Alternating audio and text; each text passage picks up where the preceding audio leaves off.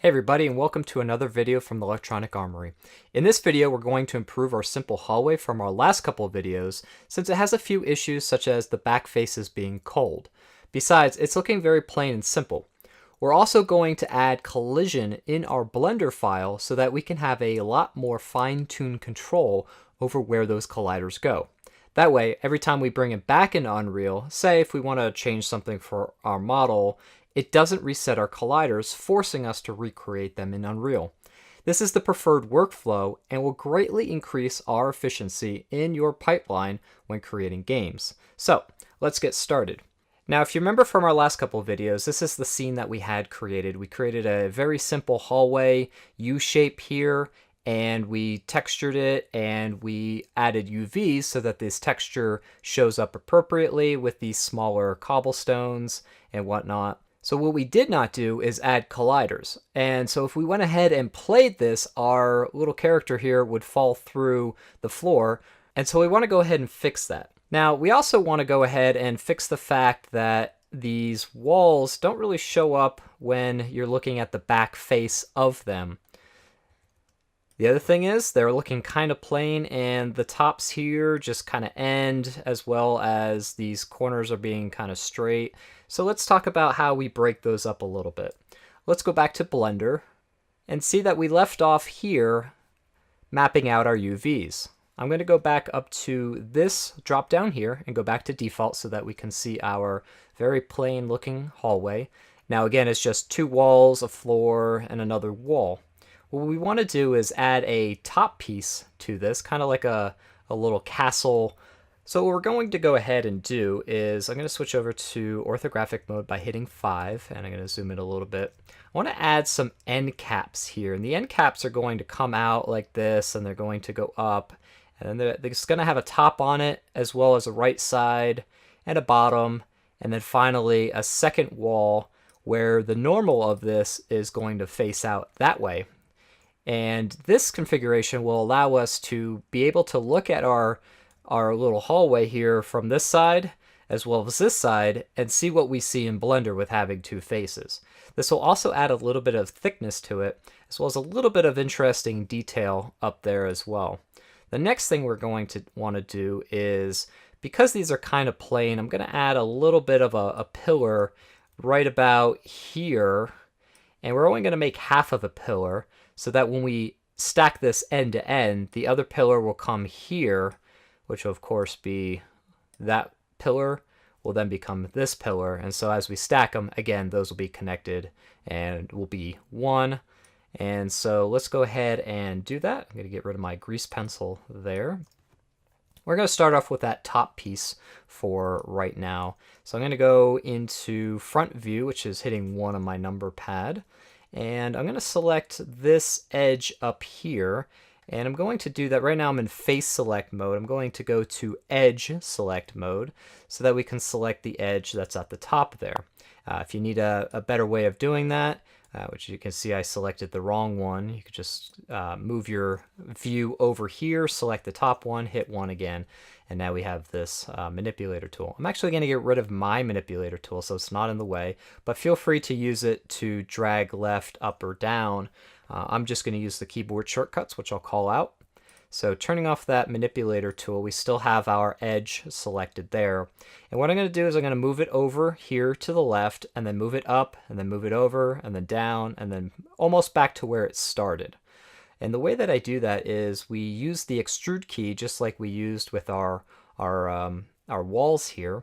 And I'm going to extrude by hitting E and then dragging that out. What I can also do is constrain it to the X coordinate, and it doesn't need to be that big. I'm going to move it about maybe 2 or 3 centimeters. And the way that I can do that is holding down the control key again to snap that. And when you're in this view, we can snap it to 1, 2, or 3.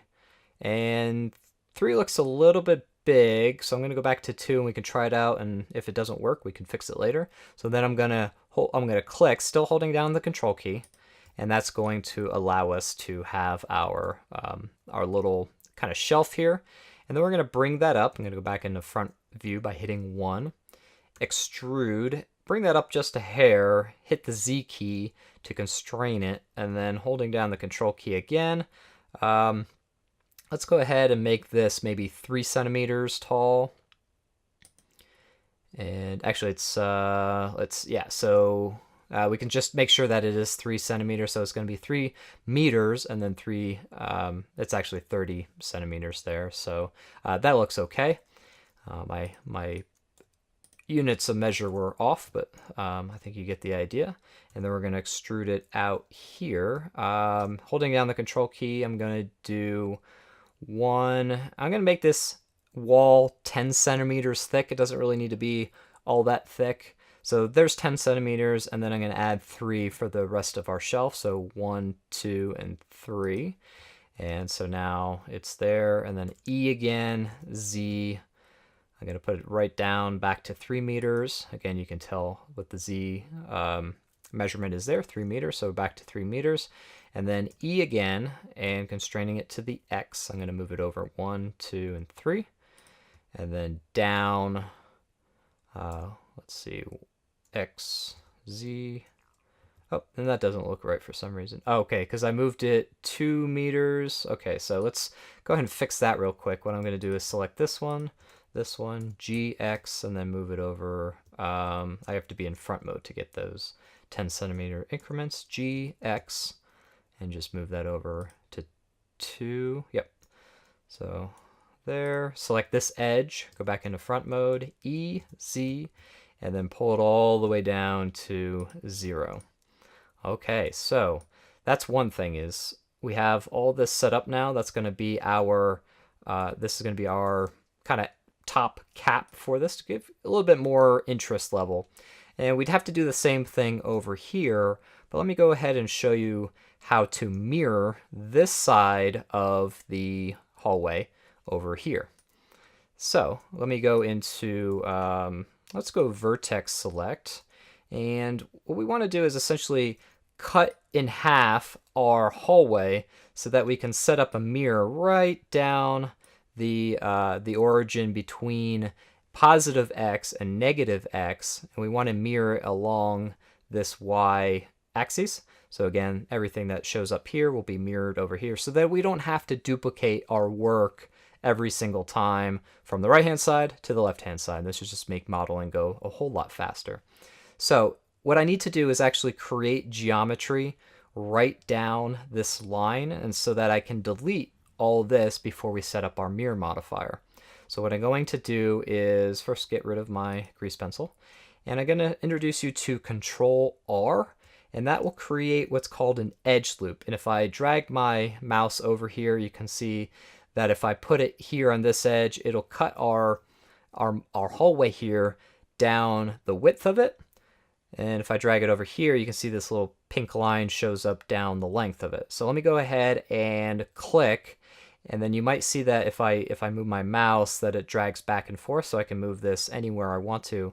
And if you do move it, you can hit escape, and that'll put it back to the origin, or you can click without moving your mouse, either way.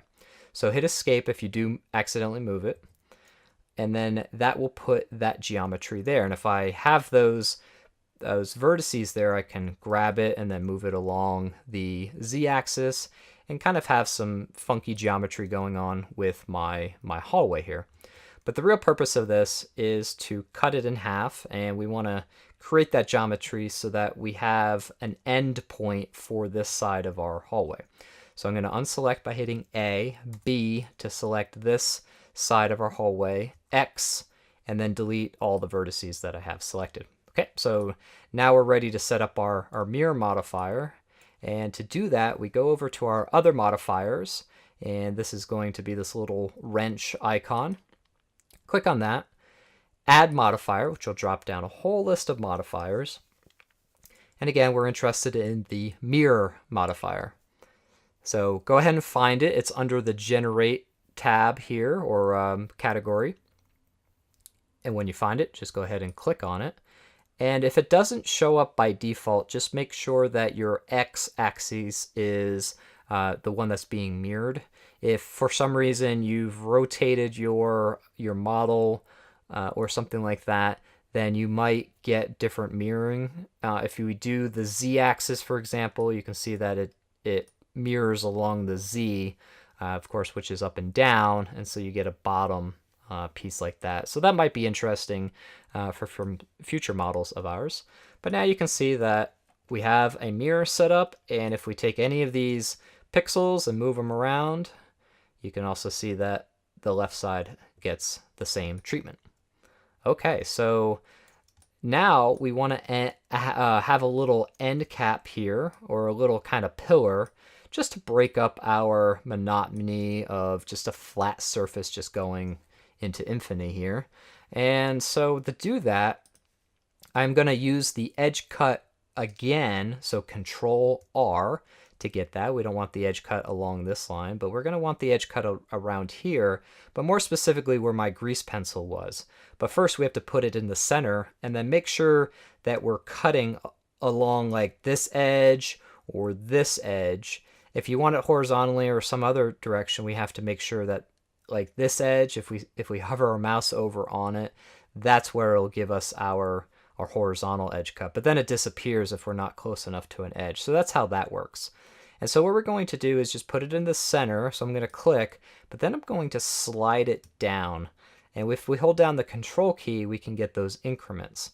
So that increment looks a little good, or a little bit, I think that's a little thin. However, we want to make sure that we remember that it's going to get duplicated on the right-hand side of this.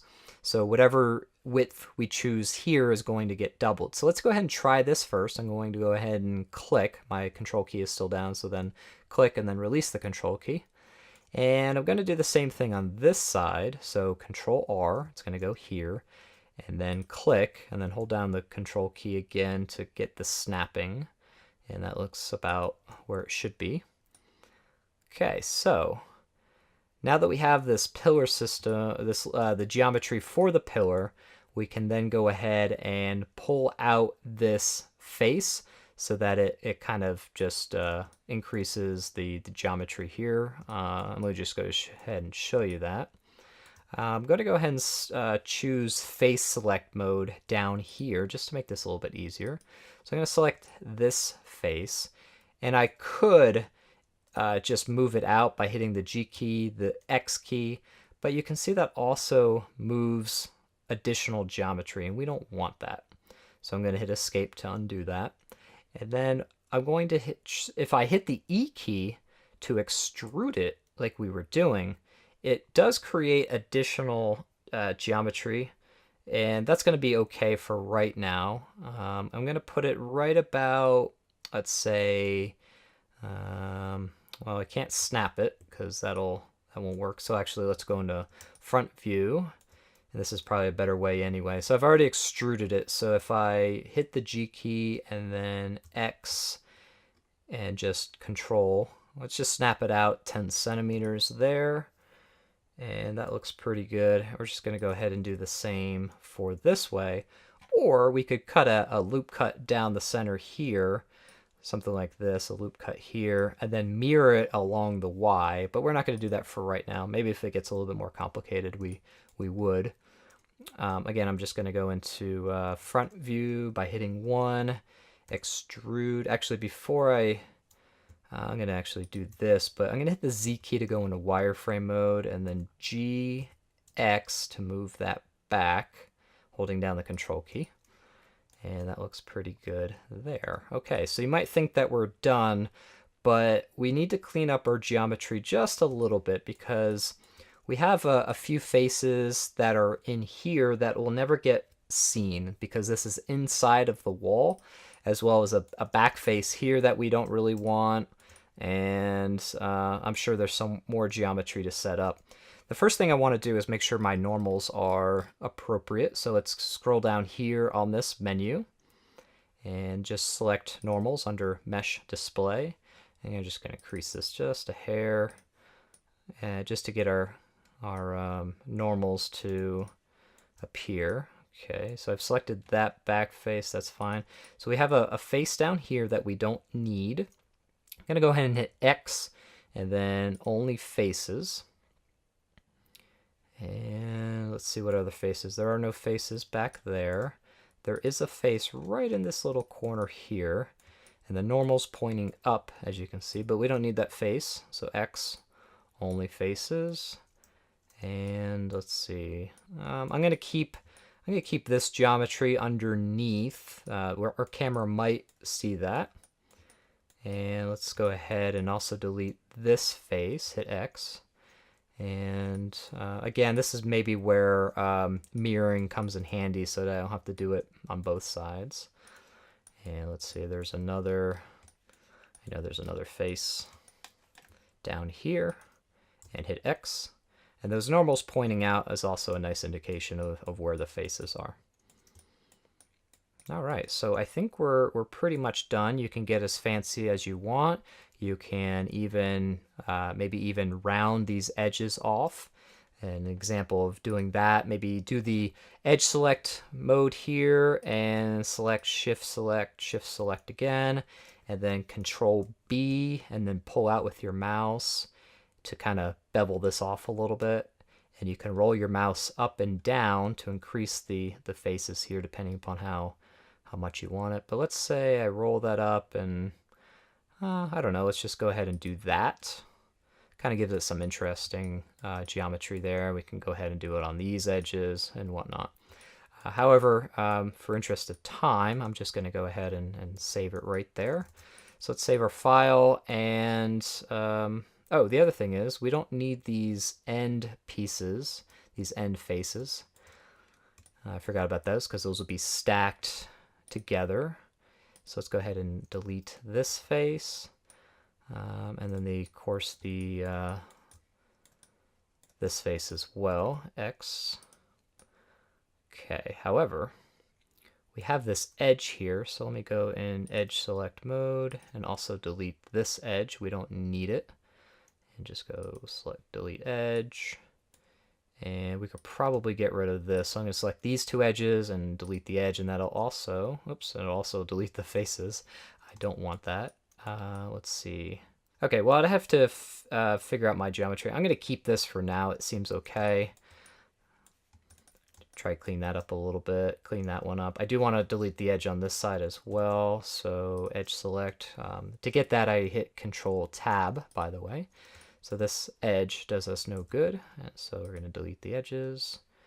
And I think we're good. I think we just got all of the errant faces and whatever that we don't need.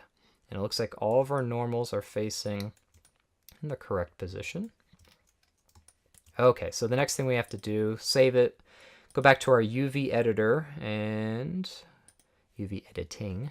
We'll have to reset this up again. So if we select everything here, because we've mirrored this, we only get this this UV map on this side and not the other side like we had before. And then the other thing is we also have extra faces that we've introduced. So this is not going to work anymore, but highlight everything on the right-hand side, hit U, do Smart UV Project, and select the defaults is fine.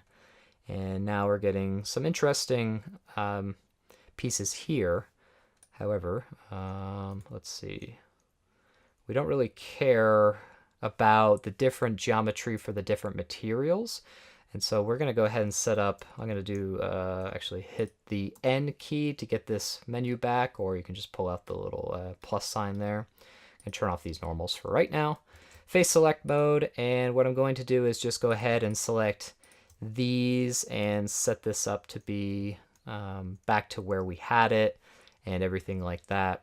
So I'm going to pause the video, reset up our UVs for the floor, for the wall, our new pillars, and then our top end cap. And that will, again, give us 1 material, 2 materials, 3 materials, and 4 for this. And then actually, if you want to have a back material, like a different material for the outside, we could do that as well. So again, I'm just going to go ahead and run through this really quickly. Actually, just going to fast forward it for you so you can see what I'm doing. But this is going to take just a little while, and I don't want to bore you. So let's do that.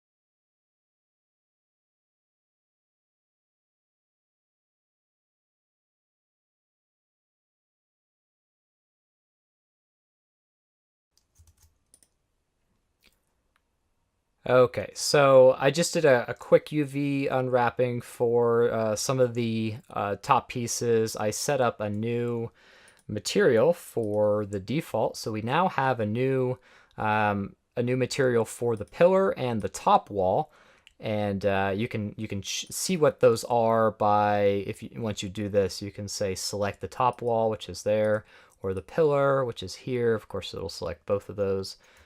If you just have this one, the pillar, deselect, the top wall, select, and so you can see which ones are the materials. So we might want to have like a brick material here, and maybe a cement or concrete, whatever, material on the pillars, and then maybe another kind of cobblestone material here, and then some other cobblestone or brick material down here. So we want to be able to set up different materials in our model. Maybe they're all the same, but we do want to have the flexibility and give our level designers the ability to change out these materials. Okay, so once we have all that set up, we're going to go ahead and see how this looks in Unreal. So File, Export, FBX, into our FBX folder. And Unreal Export Settings, just make sure those are selected, and then export that FBX file. Switching back over to Unreal, I'm going to open up this sources panel here, go to our custom, in level pieces, and make sure that we're importing in the correct spot. Now when I do import this, everything in here will be replaced, and so we do import, and let's see. Okay, so once you find that FBX file, go ahead and import it, and we're going to overwrite the existing one. And we don't want to have colliders generated, though we'll do that next. And let's just accept all the defaults for right now. And look at that. So we already have some of this, some of the materials kind of, well, they're not set up for us, but you can see that we do have some application of those. And our hallway looks pretty interesting going down here. You gotta wait for the shaders to rebuild. But it's looking pretty plain, and so we could go into our mesh editor here by double clicking on that mesh and reapplying the textures here by just selecting the different versions of our materials. I don't know, I'm just going to select different ones here to see how these look. And they're looking okay. We might want to tweak those UVs just a little bit, but I think for right now, I'm pretty happy with the way that looks. Yeah, maybe we flip our UVs here, and maybe we flip those here, just so the grain is running in the opposite direction. But yeah, so everything looks okay. You will notice a little bit of issues with our back faces here, but that won't be an issue once we connect all of our pieces end to end. So I'm gonna go ahead and save that, hit X, and you will see that once you're in the game and kind of your camera's moving around, these back faces don't really matter. And then as well as maybe the camera's up here somehow, you can also see that that might, that will also look okay as well.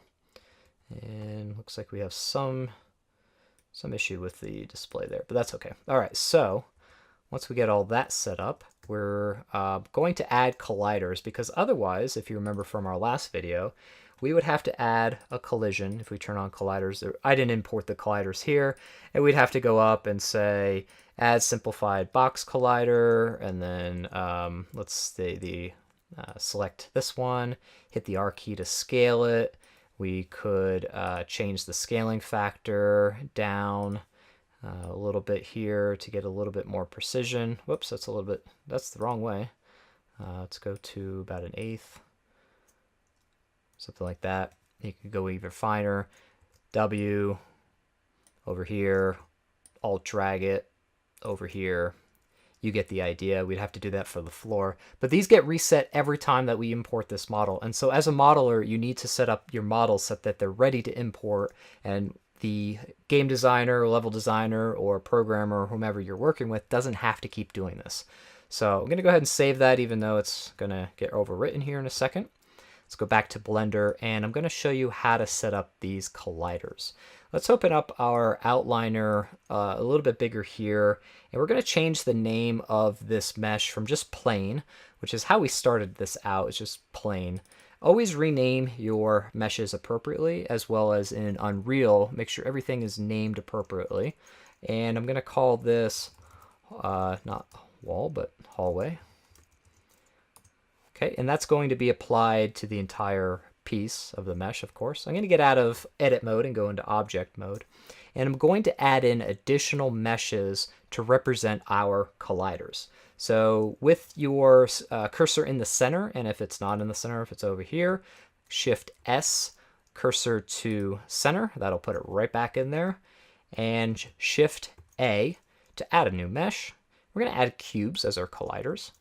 And let's go ahead and go into edit mode. We're going to set up the box collider for the floor, just like we showed you in the previous videos. And this is going to be a lot easier to do in Blender. So go into front face mode. I'm going to actually hit the Z key to wireframe. You could also change it in this viewport shading drop down or drop up, whatever it is, and select wireframe. And we can go back to solid once we're done with our wireframe. And once we're in edit mode, make sure you scale in edit mode. It's very important that we don't do any scaling in object mode. Hit the S, Z key, and we're going to just scale this down. I'm going to hold down the control key just where we're using the snapping. And I'm going to make it pretty small. That's about good. And then we're going to actually move this in, let's see, actually, that's 10 centimeters. I think that's actually a little bit too tall. We kind of want this to be a little bit closer to the floor. So what I'm going to do is hit A, box select this top piece, and if we go up to where the location is, you can see that it's 10 centimeters. I'm just going to make it 1 centimeter, so you can type in 1 cm or 0.01 and just hit enter, and that's just going to put it right 1 centimeter above the floor. And this bottom piece is not really that important how far it goes down, though we don't want to get too gratuitous. I'm going to hit A to select everything, S to scale it out, but I'm going to want to scale it just along the X axis, and then drag this. And I'm going to have this, I'm going to hit Control to make sure my snapping is good. And I'm going to leave this right on the edge of our wall. So it's right at the edge of our wall here. And so that's our floor collider. And I'm going to name this for right now. I'm going to name it Floor Collider. We're going to change this name here, but just so we know which one is which in our outliner. And we're going to do the same thing for the walls. And I'm going to get out of edit mode, hit Z to get out of wireframe mode, hit Shift A. We're going to add a cube, and we're going to move this to, let's see, G, X, and put that right about there. That should be right on the line, and then move it up. Okay, I'm just keeping everything snapped so that we have very accurate numbers here instead of 0.0096 whatever. Okay, edit mode, scale this in along the X, holding down Control, and let's get this right about as close so we can get there. And I don't want this 10 centimeters from the wall. I'm gonna have maybe about 5 centimeters, so go back to front view, hit A, box select these, and if you don't get this back selected, you can also make sure that this X-ray view is turned on. So if I try that again with that off, you might see something like that, which case you can just select these, or again select this X-ray view, and then then you can get this. All right, so just make sure that that's happening. Okay, so what are we going to do about this? It's 10 centimeters in. And if I try to snap this in, or I could try to get this precisely inside of here, but I don't really like that. But it's -20, and I want this closer to 0, which is the origin point here. So I'm just going to reduce that by, instead of -20, we're going to do -15. And again, that's going to put it 5 centimeters out there. And then for this one, it doesn't really matter, but I am going to bring this in just a hair to just get just have it a little bit more symmetrical. And of course, we don't want our player jumping over this collider. We want to block them from entering for jumping over. So we have to make sure that this collider, again, box select these top pieces, G, Z to drag this up. And you know what? I'm just going to drag it way past our top piece here. This will never get seen. This collider will never get seen in the game. And so it's okay to just make sure that even if the player somehow manages to catapult themselves over this 3-meter high wall, that they'll be blocked here as well. And so then once we have that collider, and because everything is snapped, and actually our origin is kind of off, so because it's off, if I just drag this over, it will kind of go too far over this way. Like if I just did this and dragged it over, as you can see, it's more on the left-hand side than the right-hand side. We want this flipped. We don't have to mirror it, but what we could do is hit Shift D and then rotate it by hitting R. And we want to rotate around the Z-axis 180, so type in 180 on your keyboard, hit enter, and then go back into front face mode here, and then hit G, Z, and then with your control key you can snap that over. And now this will mirror exactly what we have on the left hand side. Alright, so we now have two objects named Cube and Cubo1.